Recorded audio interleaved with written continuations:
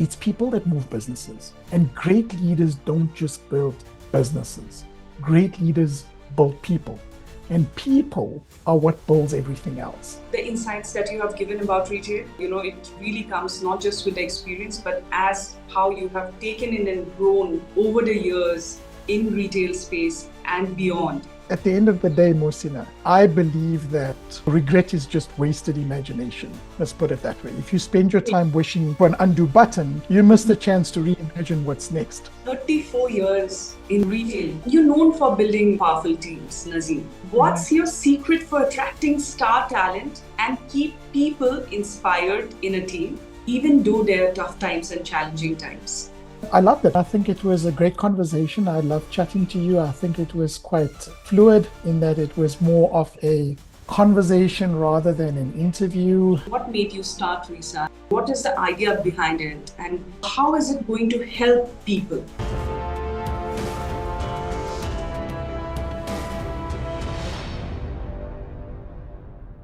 Hi everyone, I'm Mohsinaa Ahmed and welcome to yet another episode of Self-Discovery Podcast.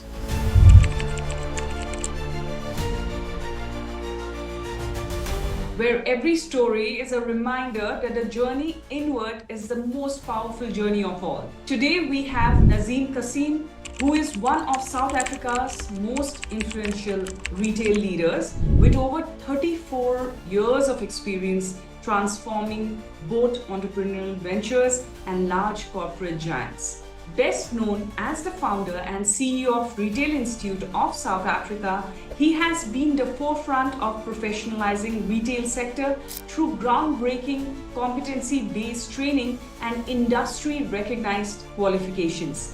His career spans landmark achievements, including leading the turnaround of Dion Wired, steering a R17 billion portfolio as Group Vice President of Mass Discounters under Walmart and serving on the Massmart board during Walmart's historic acquisition in 2010. He's a thought leader, academic, and strategist. Nazim continues to shape the future of retail through education, workforce development, and innovation. Hi Nazim, welcome to my show, Self-Discovery Podcast. How are you doing today? Hello, Mohsinaa. Thank you for having me on your show and thanks for the invite. It was an absolute pleasure receiving the invite from you and I look forward to our conversation today.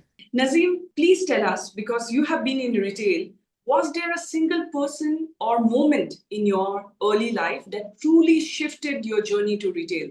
Something that still sticks to you today? Yeah, when I think about it and I reflect on this a lot, like most people, I entered retail by default, not by design. So essentially, I joined a large wholesale company in South Africa known as Macro, which is part of the Massmart group, back in 1990 as a student who was looking for a job, wanting to pay for his studies. I was studying chemical engineering and I needed to fund my university fees and I needed a job. And so there I was entering retail. I started off right at the bottom as a packer, stacking shelves, learning the details of store operations. What was interesting for me at that point in time was that even the smallest little decisions that we made in retail, like, for example, how you would set up the display, it started to directly influence sales. And it started to show me that retail was obviously both an art and a science. What I really enjoyed as well, because it was my first ever job, was that I had a great manager.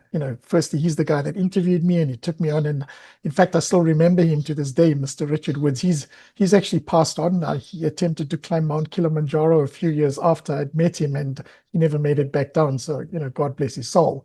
So later on in my life, as I progressed through retail, I got into buying, I got into merchandising, and I started to realize the importance of connecting products and suppliers and customers. And, as you said, my retail career spanned over 34 years, inside corporate retail. And I sort of went from the back door to the front door, from the shop floor all the way to the boardroom.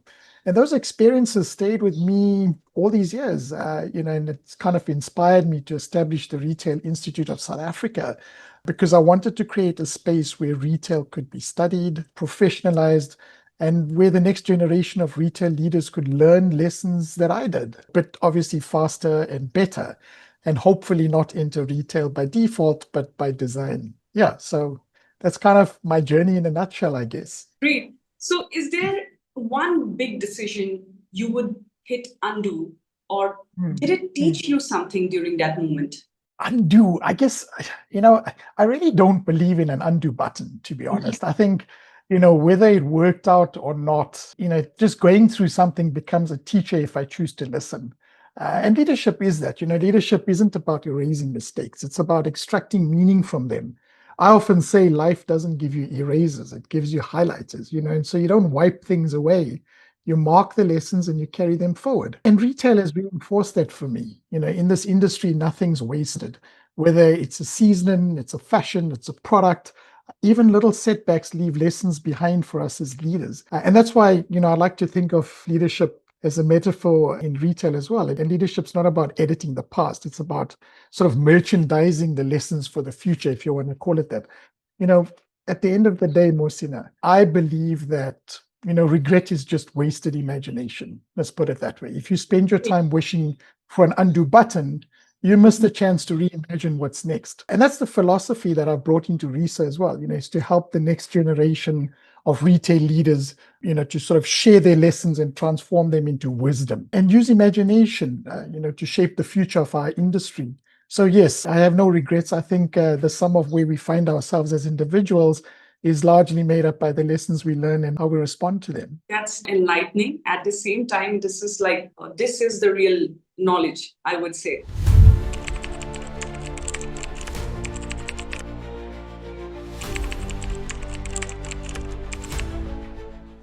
Nazim, you were at the core during Walmart's 2010-2011 acquisition of a majority stake in Massmart. Yeah. And it was a major milestone in South Africa's retail. So, what were the key challenges that you faced managing this transition? Wow, when I think about it, I think that, that was really a fascinating chapter, certainly for South African retail history. I want to caution you though, Mohsinaa, I was on the Massmart board, so I want to frame my response correctly because it was a big acquisition. And maybe if I may, maybe perhaps I want to kind of respond to you from a leadership perspective. And let me say that for me, Walmart's entry wasn't just a financial transaction. I see it as a cultural transaction. You had this big global efficiency machine entering a complex African market. Sure, there were challenges like integrating systems and negotiating with suppliers and certainly earning the trust from our employees, because employees were starting to be concerned that they were going to lose their jobs, etc. I was fortunate. I was actually heading up the business development role at the time, and I was actually seconded to Walmart head office in Arkansas. I also went across to Asda in the UK, and so I really had this sort of front row seat to this global best practice institution that was coming into South Africa. In fact, I even attended the Walmart AMP program, which is what they call it's an advanced merchant program. And I got to meet, Mr. Doug McMillan, and he really inspired me with his humility. But Walmart, they just excelled in many areas. There's just, they really brought science. I chatted earlier on about when I started my role in retail, and there was an art and a science to, packing shelves. Walmart took the science behind this and really perfected it. I mean, they get involved into things like modular planning. The science behind it is so challenging. Even the buyers have to understand, what is their best-selling SKU on that modular? What is the highest revenue product? What is the highest margin product? What is the highest volume product? And the way in which they build a module, they call it modular planning. The way in which they build it realizes a specific outcome for them, and you can manipulate those outcomes. And it was quite fascinating. And I guess for me, the lesson was clear. You really can't just transplant a model. You need to adapt it to local context. And while holding onto the discipline of things that makes you successful globally. So Walmart's been very successful. They have been unsuccessful in certain markets that they entered globally as well, the likes of Korean market, the German market, etc. And so when you've got these large international players, you've got to be cognizant of these challenges that one is typically faced with. And for me, the challenge is really a cultural challenge. It's about adapting to the realities of the country in which you participate. And we see that in South Africa as well. In South Africa, we've got one of our largest retailers, the Shoprite Group, and they've been unsuccessful as well, entering areas like Kenya, etc., because of the complexities of dealing with the culture in that market. And so Again, it's just something that I've been thinking about from a RISA perspective. How do you take a learning from it? And, so you can't really just import global models. You need to develop your own frameworks that work within the context whilst you still uphold your sort of international, standards. And RISA was really born to bridge that gap, to make retail the sector that's globally competitive, but still locally grounded. And so, bringing that into context is important. I'm hoping I'm not, moving away from the direction of your specific question, but I certainly think there were challenges, and Walmart did overcome that. A year ago, Walmart took full acquisition of the Massmart Group, and today, the Massmart Group is a wholly owned subsidiary of the Walmart Group. Great. So that would be, I would say, a very amazing achievement in your life. One of the major achievements, highlights. Yeah, I think it certainly was. I mean, for me, it was a milestone. You got to work with the greatest of retailers. Get your name next to a company that is the global leader in retail, and I think that was a phenomenal experience. And to this day, I really relished the opportunities that I had. And so it really does support your learning, your growth, and it really grounds you. It kind of refines who you are as an individual. 34 years in retail. You're known for building powerful teams, Nazim. Okay. What's your secret for attracting star talent and keep people inspired in a team, even though there are tough times and challenging times? That's actually a great question. When I think about it, I was faced with quite a big challenge during my time at the Massmart Group. We had an electronics boutique retail business called Dion Wired. And around about the 2014 mark, that business was losing a lot of money. It was sitting at about, below -3, -4% return on sales. And so I took over at the helm as the managing director of that entity and had to put together a turnaround strategy. And for me, that was significant. I mean, that was a big challenge, right? And so interestingly, that business turned around in a very short space of time from the -3 to around about the +4.5%, so about a 7% turnaround. But that didn't happen because of a silver bullet, Mohsinaa. I mean, it happened because of people. And so my approach to building teams is to tackle something that I call cognitive inertia. I've given many talks about this subject as well, specifically to teams. And this is a tendency where you tend to stick to what we know, even when it no longer serves us well. And as a leader, you've got to figure that out. And my job was to help people unlearn habits. Leaders' jobs are to identify that. And what isn't working, you've got to relearn new ways with how to align that to your vision. And I believe that also, taking diagnostics tools, they can be quite powerful, for both the business and for an individual. Being brutally honest about where you stand, that's certainly the first step to growth. And here's something that I hold as a principle. People are usually known by others for what they've done. If I look at you, I can go in your history, I can see all your previous podcasts, and I can know you for what you've done. What's difficult is that only you know yourself for what you're capable of doing. And that's the leader's job. A leader's job is to see in others that which they may not see in themselves, and be able to harvest that out of them and give them the direction and sort of, get them into the right direction in terms of where you would like to see them. And so for me, the leader's job is really to see in others and to help them to navigate towards a version of who they really could become. And I guess that's my Nazim sauce, if you want to call it that. It's kind of, you don't just focus on where you want to go as a leader. So for me, it's not about me. It's not about where I want to go. It's about helping others get to where they want to go and where they want to be. And when you do that, the energy and the commitment that you unlock, I tell you, is just extraordinary. And that's exactly what, we're embedding in RISA as well. We're not just developing technical skills in retail. You've got to cultivate leaders who know how to challenge things like cognitive inertia, embrace, lifelong learning, uplift others as they progress, because that's how you build teams. And ultimately, that's how you build an industry. That's really powerful. So, Nazim, when we are talking about retail, okay, it's a very, very fast changing space. And there's a thing, the new thing or the next big thing which is coming up. What's the one trend that you would say that, it's overhyped or it has more buzzword than it deserves?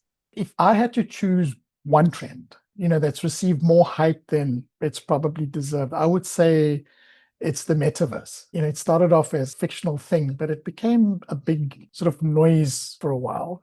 And everyone claimed that we would be shopping in a virtual mall as an avatar and, kind of going online and socializing as avatars. And, this is going to be the future of retail. But we've got to look at it from a real perspective, Mohsinaa. I mean, in the real world, what customers really want is something simple. They want convenience, they want excellent service, and they want trust, whether it's in-store, online. And I think that that's the reality. And in my view, I always say this in a lot of conversations that I have, and I've seen this in all of my career in retail, that there's what I call this triadic relationship between technology, between retail itself, and the consumer.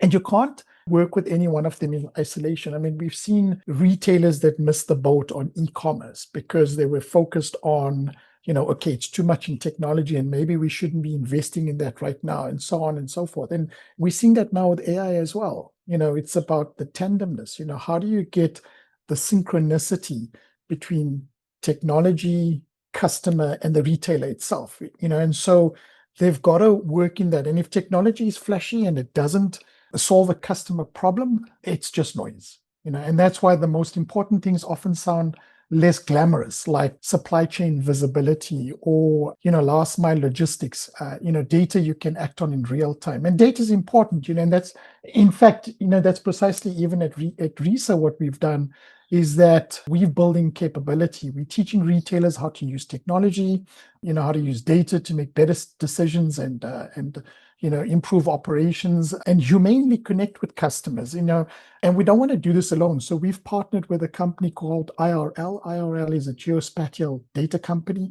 and it actually stands for in real life. So they take in real life data because we really believe in the valuable analytical part of data. And for me, the future of retail tech isn't about chasing this new shiny thing. It's about creating a balance where technology and retail and the customer all move in tandem. And when you get that right, Mohsinaa, you don't just follow trends, you start to shape. And so, yeah, I'm hoping that that kind of answers your question, I suppose. Absolutely. So you're a founder and a CEO of RISA. What made you start RISA and what is the idea behind it? And how is it going to help people? Well, I think for me, the idea of RISA came from my 3 decades of, working in retail and seeing the same thing over and over. And I mentioned this at the beginning of our discussion, people, almost 90%, I would guess, of people that are employed in the retail sector have never really entered the retail arena by design. It's always kind of by default. It's a fallback career, etc. But retail is what drives economies. It employs millions, it shapes communities, and yet it's often treated as something people fall into rather than a professional career. And that just never sat right with me. I wanted to change that narrative. And that's why I founded RISA, to professionalize retail and to give retail this sort of same structure, the same credibility, the same respect that we give to doctors, that we give to engineers, that we give to accountants. And it's about creating a professional home for retail talent. We've partnered with leading academic institutions. So RISA in and of itself is not an academic institution, it's a professionalization body. And we've partnered with, in South Africa, Regenesis Business School. And what we've done is we've built a framework that Regenesis has now started to build academic qualifications that are CHE, SACWA accredited in South Africa, that we will start to pioneer and bridge the gap for retailers. In Dubai, we've also partnered with Eton Business School, which will be announced, and we're going to expand into the Middle East, doing exactly what we've done here in South Africa. And we have also included Southeast Asia, we're including South Asia and Africa. And our work is about building a pipeline of retail leaders who can compete anywhere in the world.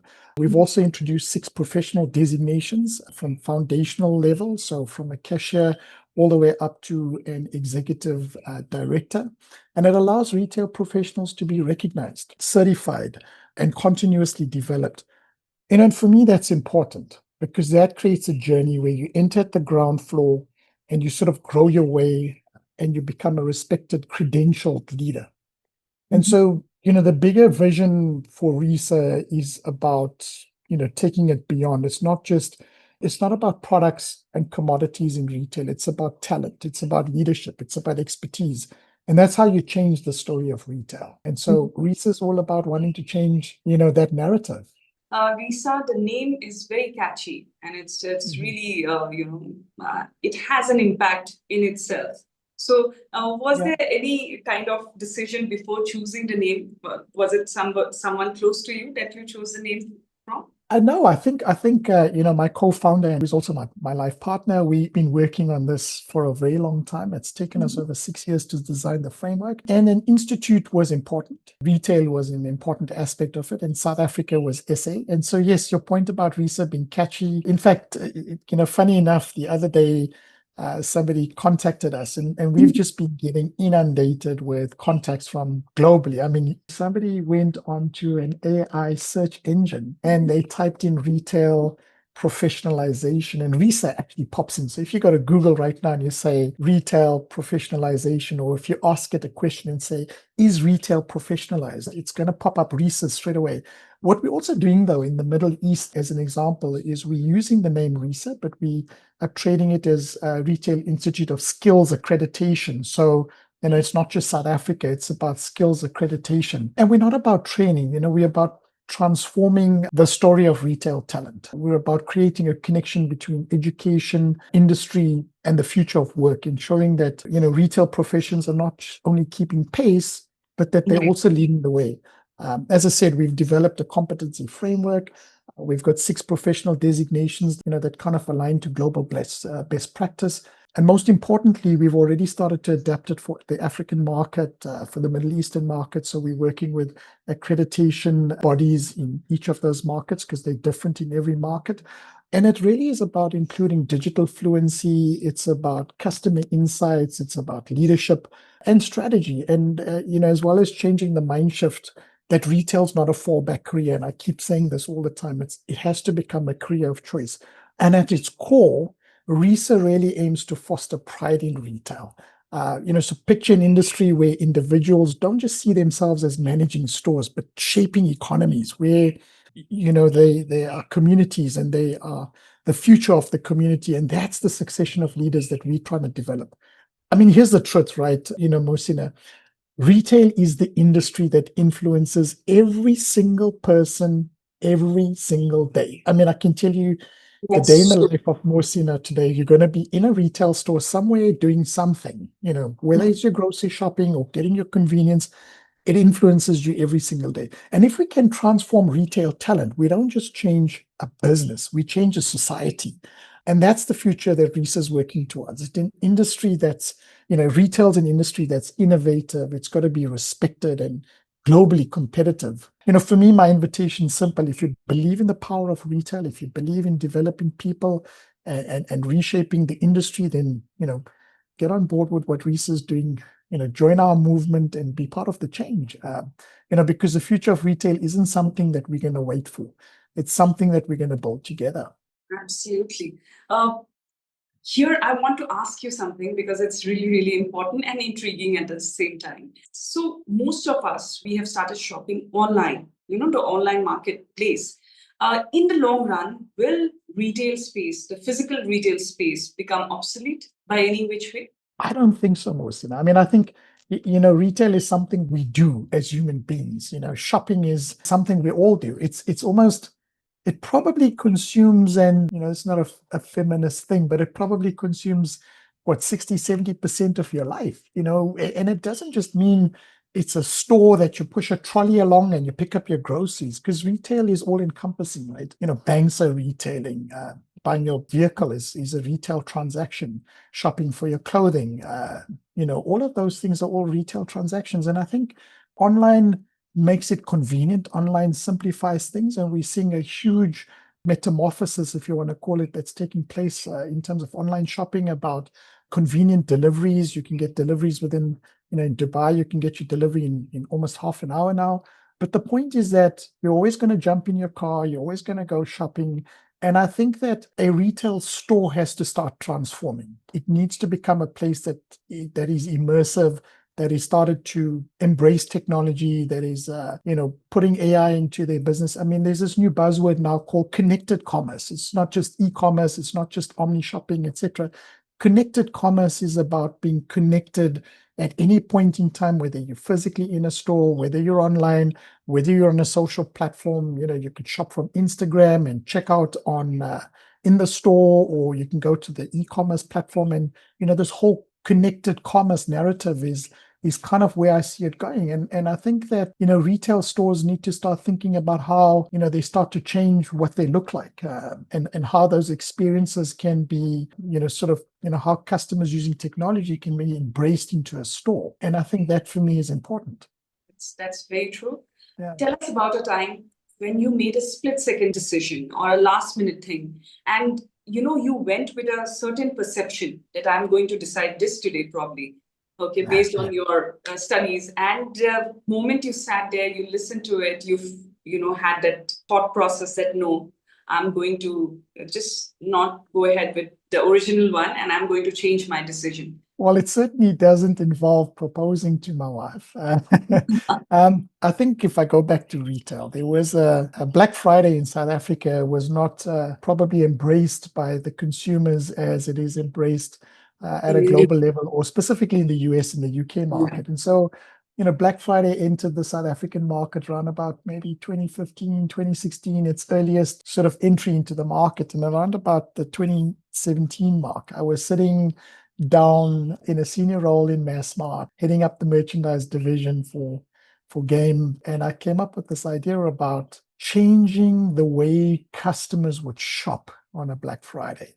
And it's something that I saw was happening in the US when they were launching the iPhone. And it's an idea that just came to me and said, what if we open a South African retail store at midnight? If you know South Africa and sort of, some of the crime statistics, etc. That's a major challenge, retail store in the middle of the night and getting customers. And, for me, we debated it at Exco, and I was the first in the group to say, I want to do this. My gut says we need to do this, and I want to do it. Let's get it done. Let's get what we have to do, and let's put all, the systems in place. Let's get our teams together and do this. And we did it. And, that single decision, and it was a split decision, by the way. That single decision generated over 1 billion rand in a single week, which was the highest single week turnover we had in the history of our business, which was almost 50 years old.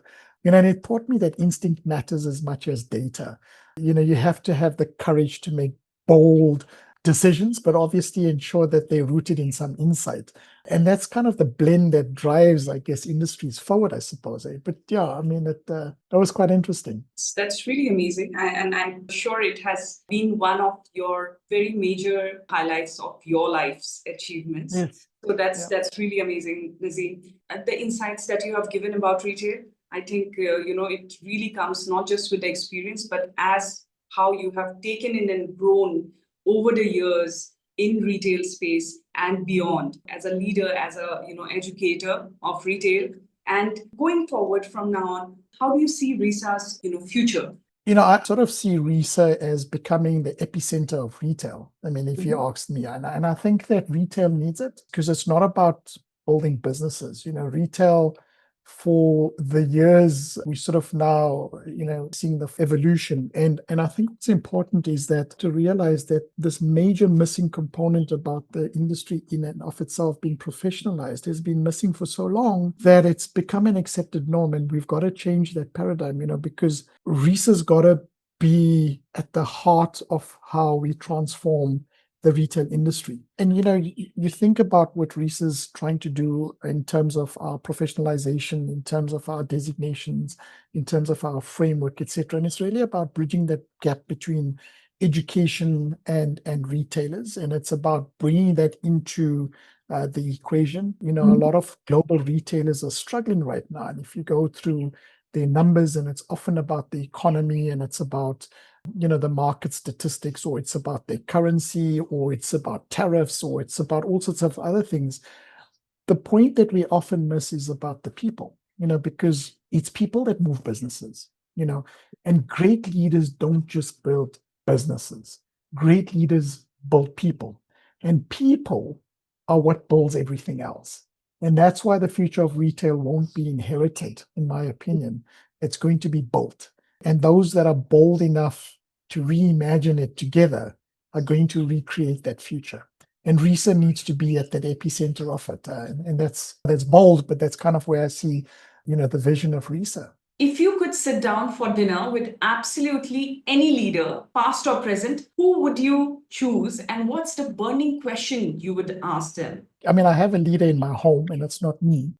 So other than, perhaps taking my beautiful wife on dinner, I mean, it's a great question. I would actually think about bringing it back home. Choose Mr. Nelson Mandela, who's the former, president of South Africa, but also sort of the father of democracy of South Africa. I mean, his leadership went beyond politics, in my opinion. It was about vision. It was about forgiveness, humility, and the ability to unite people who had every reason to remain divided. And one of his quotes that always sticks with me, and it stayed with me, and I think I've sort of mentioned it when you asked me about hitting the undo button sort of question. He says this one-liner that is so profound. It's that I never lose. I either win or I learn. And I think that just is so profound because it encapsulates everything what makes up a leader. And that means a lot to me. It's not about perfection, Mohsinaa. It's about resilience. It's about learning from every step, whether it appears to be a success or a failure. And I would ask him actually, how did you maintain a belief in your mission when the world around you kept telling you it was impossible? Because in retail and in leadership, more broadly, you encounter moments where the odds just seem stacked against you. And I've experienced that in turnarounds. I've experienced that in almost all of my leadership roles. And more often than not, even now, as we're building RISA, there are times when the task just feels so much greater than the resources you have at hand. And Mr. Mandela, I mean, he just reminds us that leadership's about holding on to the vision so firmly that others start to begin to see it too. And for me, that's the connection.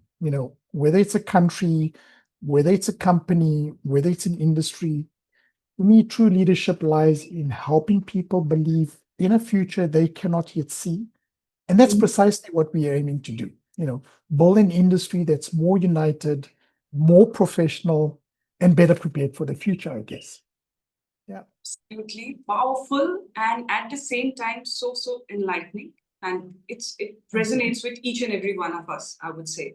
So, Nazim, thank you so much for joining in my podcast. It has been really enlightening. It has been really powerful. It has been really, really, I would say you have given knowledge from the intricacies of retail. So thank you so much for your time. I loved it. I mean, I think it was a great conversation. I love chatting to you. I think it was quite fluid in that it was more of a conversation rather than an interview. It's a typical conversation I would obviously have as a general conversation, and it felt quite relaxing, and it really felt like we were having a great chat as opposed to an interview, which one typically gets worried about how you're going to handle it, etc. So I certainly loved it, and thank you for having me, Mohsinaa. I mean, it's an absolute pleasure that you've had us on board, and I think you equally are doing your part for RISA, because by airing this podcast, it's going to get the word out as well. We seeing an enormous traction. Our social media handles are just growing and growing and growing. And we haven't even really begun our journey. We're only about a year old, but we've got so much of interest gravitated towards us. In South Africa, we're also doing the Retail Summit. We were approached by the Retail Summit organizers to be the main key partner at the Retail Summit. And RISA, along with the wholesale and retail sector for education in South Africa. So we've also partnered with the WNR-CETA, which is the wholesale and retail sector for education and training in South Africa. They're actually our main sponsor and main partner. And so, we've sort of partnered with them, and we're going to the Retail Summit on the 10th of September this year. So, I'm looking forward to that as well. But certainly, I mean, I really thoroughly enjoyed this conversation, and thank you so much for the opportunity. Thank you, Nazim. Thank you, Mohsinaa.